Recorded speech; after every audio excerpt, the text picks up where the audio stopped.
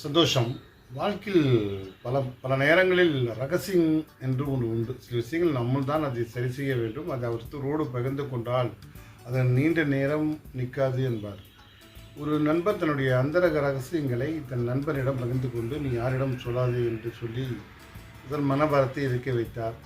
2 நாட்களுக்கு அவர் என்ன சொன்னாரோ அது பரவலாக எல்லோரும் தெரிந்திருந்தனர். உடனே இவர் கோபப்பட்டு நண்பனிடம் கேட்டார், நான் உனக்கு அவ்வளவு அறிவுரை சொன்னேன், என்னுடைய ரகசியம் உன்னிடம் மட்டும்தான் சொன்னேன், வேறு யாருக்கும் சொல்ல வேண்டாம் சொன்னேன், ஏன் சொன்னேன் என்று கேட்டார்.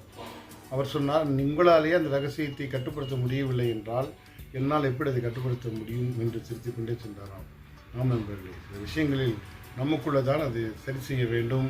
அதை அடுத்தவர்கள் சொல்லி சரி செய்து முடியும் என்று நினைத்தால் நிச்சயமாக அது நமக்கு தீய பெயர்கள் தான் வாங்கி தரும் என்பதை புரிந்து கொண்டால் நாமே அதை சரி செய்யக்கூடும்.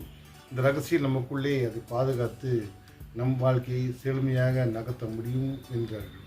சந்தோஷம். வாழ்க வளம்.